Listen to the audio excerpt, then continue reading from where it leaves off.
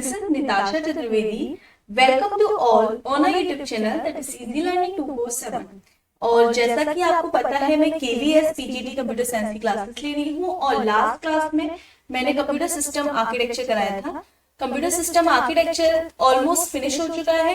मैंने आपको बोला था क्योंकि कंप्यूटर सिस्टम आर्किटेक्चर में हमारे क्वेश्चंस नहीं हुए थे, इसलिए मैंने बोला था आपको 100+ क्वेश्चन जितने भी मोस्ट इंपोर्टेंट होंगे एग्जाम के पॉइंट ऑफ व्यू से कंप्यूटर सिस्टम आर्किटेक्चर के वो मैं कराऊंगी। तो लास्ट वीडियो में मैंने आपको 10 क्वेश्चंस ऑलमोस्ट करा दिए हैं। सो आज हम बाकी के क्वेश्चंस देखेंगे और एक और पार्ट नंबर 1 हमारा गाइस फिनिश हो चुका है। पार्ट नंबर 1 में हम लोगों ने 10 क्वेश्चन कंप्लीट कर ली है। आज ये पार्ट नंबर 2 है जिसमें हम लोग ज्यादा से ज्यादा क्वेश्चन करने का ट्राई करेंगे। उसके बाद पार्ट 3, 4 में मैं ये आपकी series 100+ question computer system architecture के खत्म करा दूंगी। कंप्यूटर सिस्टम आर्किटेक्चर ऑलमोस्ट खत्म हो गया है और जो टॉपिक रह गए हैं वो क्वेश्चंस के साथ होते रहेंगे, ठीक है। और अगर इन बिटवीन मुझे लगता है कोई टॉपिक रह गया है जो इम्पोर्टेंट है एग्जाम के पॉइंट ऑफ व्यू से तो कराएंगे।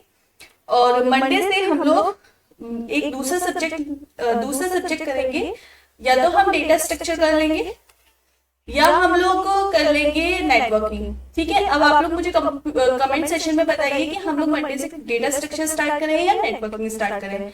और सैटरडे बिफोर सैटरडे मैं ये कंप्यूटर सिस्टम आर्किटेक्चर के जो 100+ क्वेश्चंस थे वो कराने का ट्राई करूंगी, 100% करा दूंगी, ठीक है ना। चाहे मुझे एक्स्ट्रा क्लासेस एक दिन में 2 क्लासेस क्यों ना लेने पड़े, लेकिन संडे से पहले मैं ये करा दूंगी। और मंडे से मैं एक नया सब्जेक्ट कराऊंगी, डेटा स्ट्रक्चर नेटवर्किंग में से कोई भी। आप अपना सजेशन बताएं कि कौन सा कराऊं, डेटा स्ट्रक्चर, नेटवर्किंग, और अगर आपको कोई और सब्जेक्ट पहले पढ़ना है तो आप अपने कमेंट सेशन में बताइए। कमेंट सेशन में जिसके ज्यादा वोट होंगे मैं वही सब्जेक्ट मंडे से स्टार्ट करूंगी, ठीक है। तो आप लोग अपना वीडियो देखने के बाद एक वोट जरूर दे दें कि कौन सा सब्जेक्ट मुझे पहले कराना चाहिए। आपके सजेशन के हिसाब से ही मैं वो सब्जेक्ट पहले लूंगी, ठीक है। कराने तो सारे सब्जेक्ट है लेकिन आप अपना सजेशन जरूर दीजिएगा।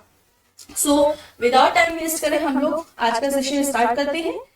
सो क्वेश्चन नंबर 11, 10 तक हम लोग लास्ट वीडियो में देख चुके हैं। जिन लोगों ने लास्ट वीडियो नहीं देखी है, वीडियो का लिंक डिस्क्रिप्शन बॉक्स में दिया हुआ है, आप लोग वीडियो देख सकते हैं। सो क्वेश्चन नंबर 11 क्या बोल रहा है, any instruction should have at least, किसी भी इंस्ट्रक्शन में any instruction should have at least 2 operand, 1 operand, 3 operand, none of ever. तो एक चीज याद रखिएगा, कोई भी इंस्ट्रक्शन है उसमें एटलीस्ट मिनिमम एक भी ऑपरेंड नहीं हो तो भी वो इंस्ट्रक्शन बनेगा। तो इंस्ट्रक्शन हमारा बिना ऑपरेंड के भी बन सकता है, तो एटलीस्ट की बात तो हुई नहीं, तो नन ऑफ एवर होगा, यानी 0 ऑपरेंड से भी हमारा इंस्ट्रक्शन बन सकता है। कोई भी इंस्ट्रक्शन में अगर ऑपरेंड नहीं होगा तो भी हमारा इंस्ट्रक्शन बन सकता है। तो इसका right answer none of ever. Question number 12 देखते हैं, addressing modes are. Addressing mode क्या होता है, explicitly, satisfied, specified, implied by the instruction both A and B, neither A nor B. So आपको ये बताना है कि addressing mode are explicitly satisfied होता है, implied by the instruction होता है। तो ये implied by the instruction होता है। रीजन क्योंकि एड्रेसिंग मोड हम लोगों ने जब पढ़ा था, एड्रेसिंग मोड में करा चुके हैं। एड्रेसिंग मोड में हम लोगों ने ये पढ़ा था कि एड्रेसिंग मोड हमारा ये बताता है कि हाउ, कैसे, and where. How and where is the operand is operand. Operand जो होगा हमारा वो कैसे, कहां से बना, ऑपरेंड हमारा कहां से ऑप्टिमाइज हुआ। ऑपरेंड के बारे में बताता है कि कैसे, कहां, कब हुआ, ऑपरेंड हमारा कहां से आया, कैसे बना, ये सारी चीजें हमारा एड्रेसिंग मोड बताता है। तो एड्रेसिंग मोड इंस्ट्रक्शन के बारे में इंप्लाई करता है, इंप्लाइड बाय द इंस्ट्रक्शन, ठीक है। तो option number B is correct. Question number 13 देखते हैं, असेंबली लैंग्वेज क्या होती है। पहली बार हेक्स कोड होती नहीं है, ASCII कोड होती नहीं है। अब सबको कंफ्यूजन होगा इन दोनों में। बहुत से बच्चे बाइनरी लगाएंगे लेकिन बाइनरी नहीं होती। बाइनरी लैंग्वेज को हम मशीन लैंग्वेज बोलते हैं, जिसमें कि आपके 0 और 1 कोड होते हैं, ठीक है। अब असेंबली लैंग्वेज न्यूमेरिक्स बोलते हैं, असेंबली लैंग्वेज को न्यूमेरिक्स बोलते हैं। न्यूमेरिक्स का मतलब सिंबॉलिक लैंग्वेज, जैसे कि अभी हम लोगों ने पढ़ा था ऐड, मल्टीप्लिकेशन के लिए MUL, ये सारे हमारे सिंबॉलिक लैंग्वेज में आते हैं। इसको हम निमोनिक्स बोलते हैं। तो असेंबली लैंग्वेज को हम निमोनिक्स या सिंबॉलिक लैंग्वेज भी बोलते हैं। याद रखिएगा, असेंबली लैंग्वेज को हम निमोनिक्स या सिंबॉलिक लैंग्वेज बोलते हैं। So option number C is correct, ठीक है। और ये यूजर फील फ्री होती है, मतलब आप यूजर इजी टू अंडरस्टैंड कर सकता है, यूजर के अकॉर्डिंग बनी होती है, ठीक है। तो याद रखिएगा ये चीज। अगला क्वेश्चन देखते हैं, क्वेश्चन नंबर 40, ठीक है। Question number 14, wait, question number क्या बोल रहा है? When machine instruction are being executed by the computer, the instruction phase followed by the execution phase is referred as। भाई वो बोल रहे हैं इंस्ट्रक्शन फेज हमारा एग्जीक्यूशन किसके बाद, इंस्ट्रक्शन जो फेज है हमारा वो एग्जीक्यूशन फेज। देखिए आप एक चीज याद रखिएगा कि जो हमारी इंस्ट्रक्शन साइकिल होती है बेसिकली, ये सारा इंस्ट्रक्शन फेज किसके बाद एग्जीक्यूशन फेज, ये हमारे इंस्ट्रक्शन साइकिल में आता है। और इंस्ट्रक्शन साइकिल में क्या होता है, इंस्ट्रक्शन सबसे पहले फैच होगा, फैच के बाद क्या होगा, डिकोड होगा, और डिकोड के बाद कोई भी हमारा इंस्ट्रक्शन क्या होगा, कोई भी हमारा इंस्ट्रक्शन एग्जीक्यूट होगा, और एग्जीक्यूट के बाद हमारा कोई भी इंस्ट्रक्शन क्या होगा, इंटरप्ट, ठीक है, वापस से फैच। तो ये साइकिल चलती है, ये हमारी कौन सी साइकिल होती है, इंस्ट्रक्शन साइकिल। और क्वेश्चन में यही बोल रहा है machine instruction are being executed by the computer, instruction phase followed by the execution phase. Instruction phase execution phase के बाद फॉलोड होता है, और ये सारी चीजें हम इंस्ट्रक्शन साइकिल में पढ़ते हैं, ठीक है। तो option number C is correct. अगला क्वेश्चन देखते हैं, question number 15, Which of the following device is having the highest while assigning the interrupts? क्या बोल रहा है, कौन सी ऐसी डिवाइस है जो highest while assigning the interrupt के बाद हाईली असाइन होगी? इसका आंसर होना चाहिए, देखो हार्ड डिस्क होगी नहीं, प्रिंटर होगी नहीं, फ्लॉपी होगी नहीं, तो इसका राइट आंसर सी होना चाहिए, कीबोर्ड। तो कीबोर्ड एक ऐसी डिवाइस है जिसकी प्रायोरिटी क्या होती है, हाईएस्ट होती है। प्रायोरिटी क्या होती है, हाईएस्ट होती है। याद रखिएगा, जो इंटरप्ट कर सकता है। जब भी हमारी ये देखिए, जैसे कोई हमारी प्रोसेस वर्क कर रही है, उसके बीच में हमने कीबोर्ड से कोई चीज असाइन करी, कीबोर्ड से कोई इनपुट दिया, तो कीबोर्ड एक सबसे हाईएस्ट प्रायोरिटी इंटरप्ट डिवाइस होती है, जो आपकी प्रोसेस के बीच में भी हमारी प्रोसेस फ्लो कर रही है, उसके बीच में डेटा को, सिग्नल्स को इंटरप्ट कर सकता है। तो हाईएस्ट असाइनिंग इंटरप्ट किसे बोला गया, कीबोर्ड को, ठीक है। चलिए क्वेश्चन नंबर 16 देख लेते हैं। Question number 16,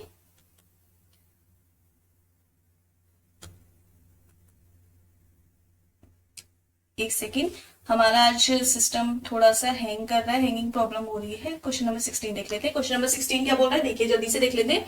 the data transfer scheme which prevents the CPU from doing any other task while it is waiting for data transfer. देखिए इसका आंसर होना चाहिए हमारा प्रोग्राम इनपुट आउटपुट। इसका क्या आंसर होना चाहिए हमारा, program input output. The data transfer scheme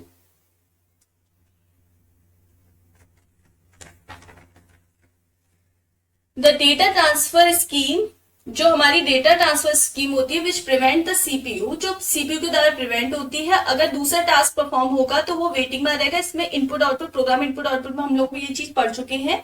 programme input output में क्या होता है कि जो हमारा डेटा ट्रांसफर हो रहा है सीपीयू के द्वारा, वो अगर दूसरा हमारा टास्क आ रहा है तो वो वेट करेगा, होल्ड करेगा। ये सारी चीजें हम लोग प्रोग्राम इनपुट आउटपुट में पढ़ चुके हैं। तो प्रोग्राम इनपुट आउटपुट इसका करेक्ट आंसर होगा। क्वेश्चन नंबर 17 देख सकते हैं। देखिए भाई ये जो क्वेश्चन है इसके संग में शॉर्ट डिस्कशन कर पाऊंगी, डायरेक्ट आंसर बताऊंगी, शॉर्ट डिस्कशन कर पाऊंगी, क्योंकि मैं इन डिटेल ये चीजें पढ़ा चुकी हूँ। आप लोग वीडियो स्टार्टिंग से देखेंगे तो आपको इन डिटेल अच्छे से समझ में आएगा। तो जिन लोगों ने वीडियो स्टार्टिंग से देखी है, चीजों को समझ रखा है, उन लोगों को ये सारे क्वेश्चन बहुत इजीली समझ में आएंगे। और जिन लोगों ने स्टार्टिंग से वीडियोस नहीं देखी, उन लोगों को ये शायद थोड़े कम समझ में आए। तो मैं पहले यही कहना चाहूंगी कि आप लोग पहले क्वेश्चंस देख लीजिए, क्वेश्चंस के साथ साथ एक बार आप लोग टॉपिक भी देख लीजिएगा, जिससे कि आपको चीजें माइंड में बिल्कुल एकदम से सेट हो जाए, ठीक है।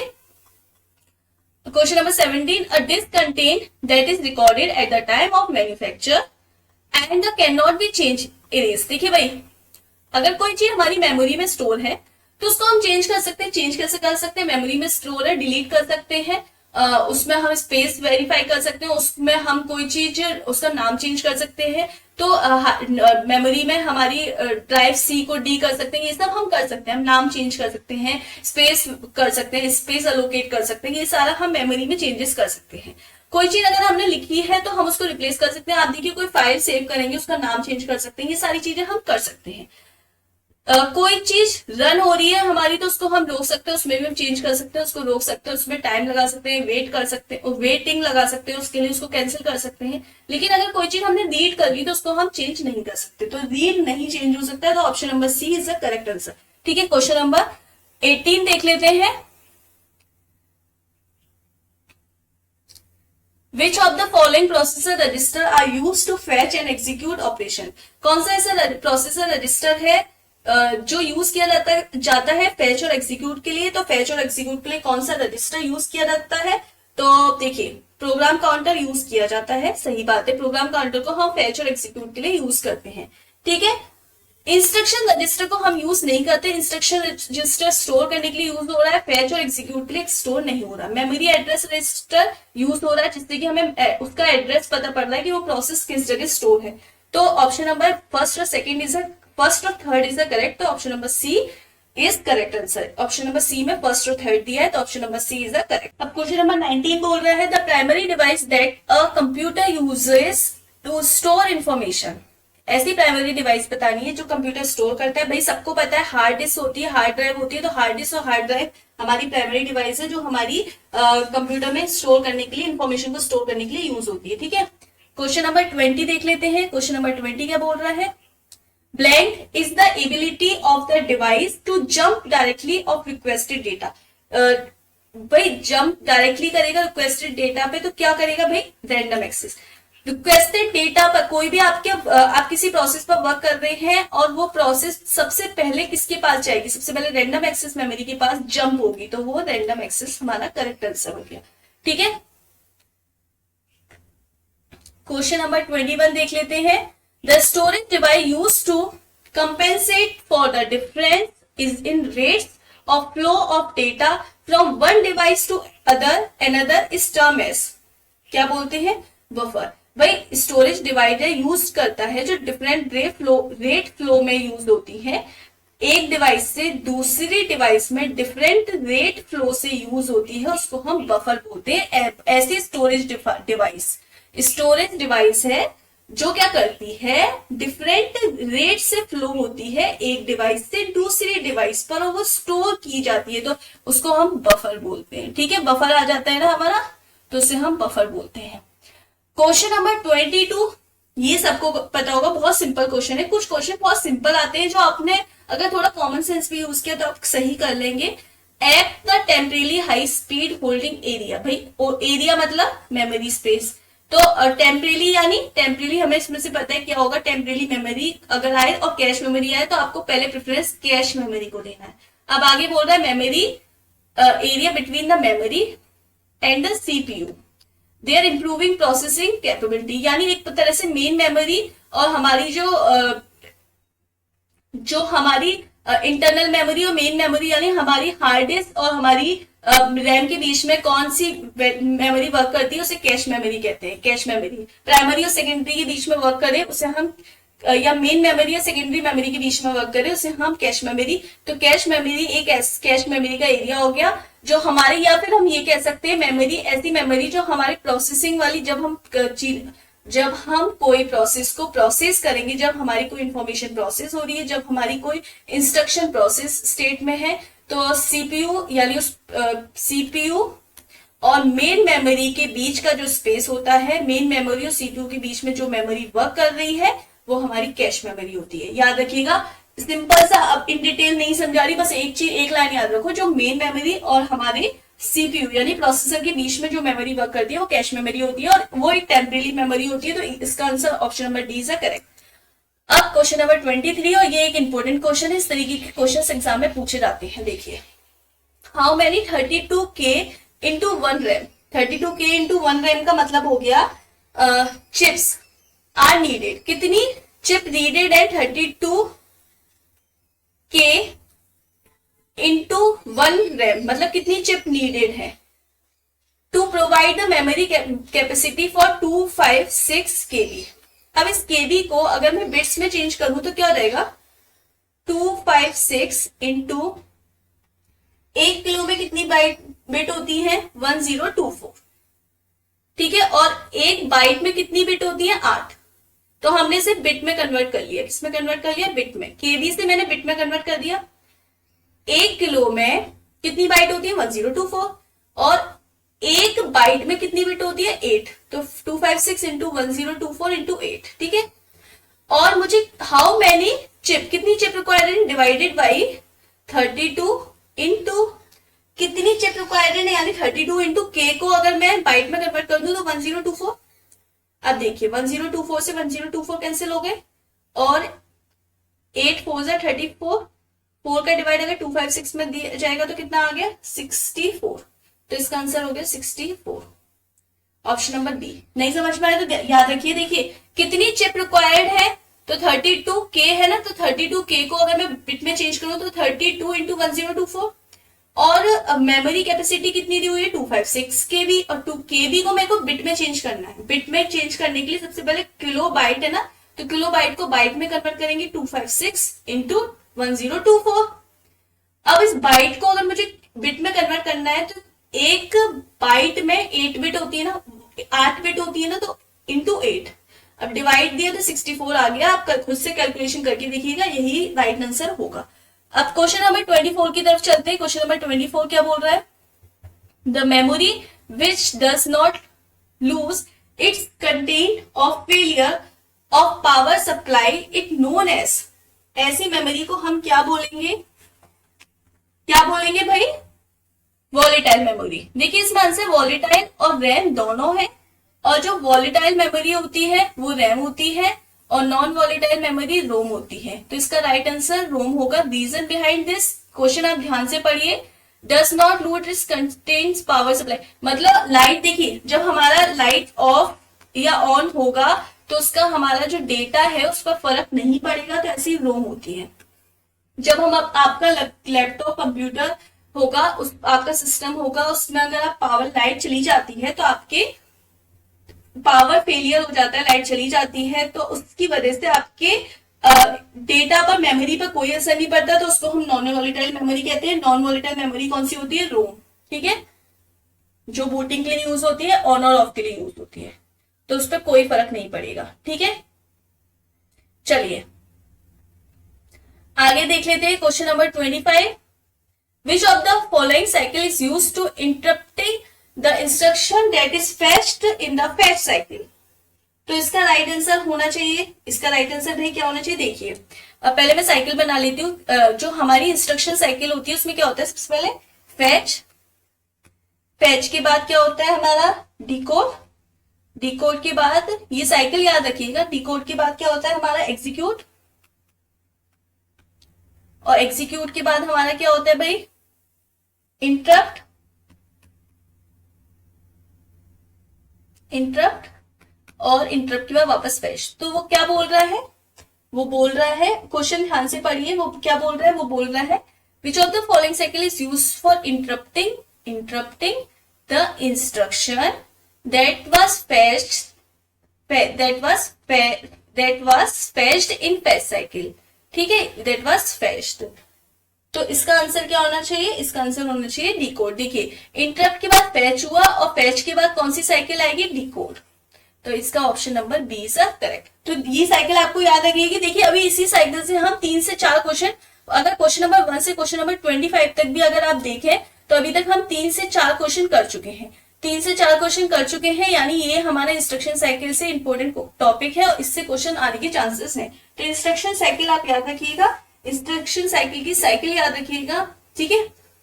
क्वेश्चन नंबर 26 पर चलते हैं, और ये एड्रेसिंग मोड से भी अभी तक हम बहुत क्वेश्चन देख चुके हैं। एड्रेसिंग मोड भी एक इंपॉर्टेंट टॉपिक है हमारे कंप्यूटर सिस्टम आर्किटेक्चर में। देखिए मैं आपको इंपॉर्टेंट टॉपिक बता रही हूँ, instruction cycle, addressing mode, registers, ये सब इंपॉर्टेंट टॉपिक है, इनसे क्वेश्चन आने के 100% चांसेस है। तो एड्रेसिंग मोड क्या है, addressing modes are mode facilitates access to an operand whose location is defined in relative to beginning of the data structure in which it appears. देखिए इस क्वेश्चन समझ में आया नहीं आया, इसको पढ़ने से पहले हम लोग पहले ये पढ़ते हैं एड्रेसिंग मोड जो टाइप होते हैं, एब्सोल्यूट, इंडेक्स, इनडायरेक्ट, इसका मतलब समझ लेते हैं। देखिए एब्सोल्यूट को हम डायरेक्ट भी बोलते हैं, ये एड्रेसिंग मोड में मैं आपको बता चुकी हूँ। एब्सोल्यूट एड्रेसिंग मोड को हम डायरेक्ट एड्रेसिंग मोड भी बोलते हैं। इसका मतलब क्या होता है, एक्सेस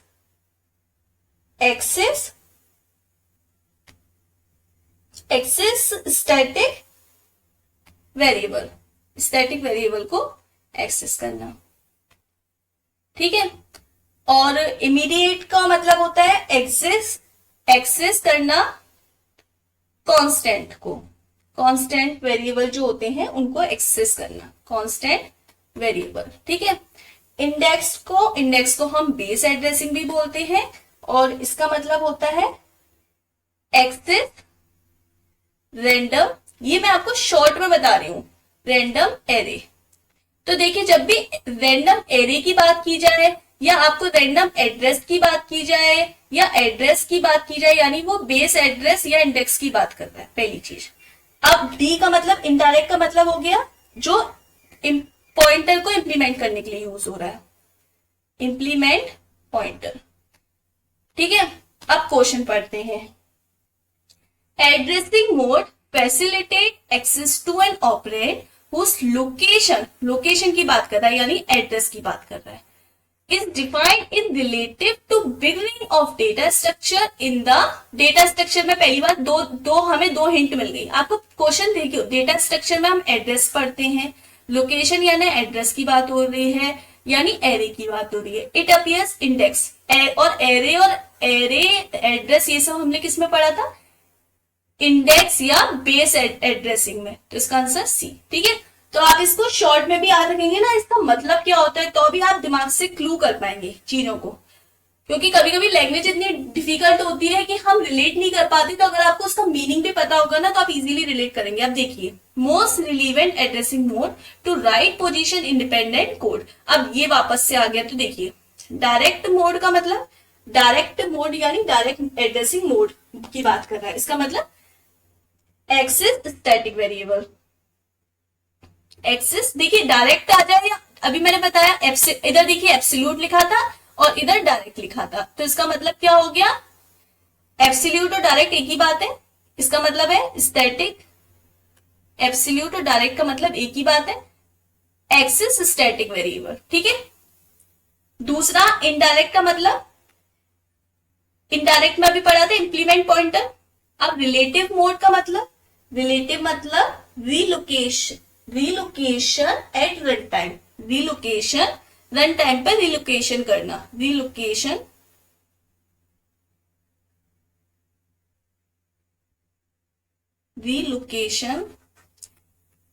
एट रन टाइम पे कोई काम करेंगे, रन टाइम पे रिलोकेट वगैरह करेंगे, तो उसके लिए हम रिलेटिव मोड यूज करते हैं, ठीक है। और अभी मैंने इंडेक्स बताया था आपको, इंडेक्स को बेस एड्रेसिंग मोड भी बोलते हैं, ठीक है। अब क्वेश्चन क्या बोल रहा है, most relevant addressing mode for right the position independent code.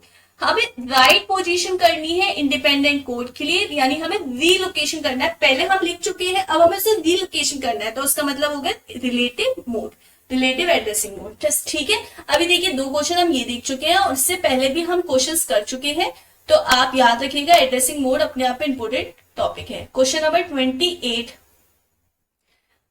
Which of the following instruction is an example of direct addressing mode. ठीक है, अभी हम लोगों ने डायरेक्ट एड्रेसिंग मोड पढ़ा था।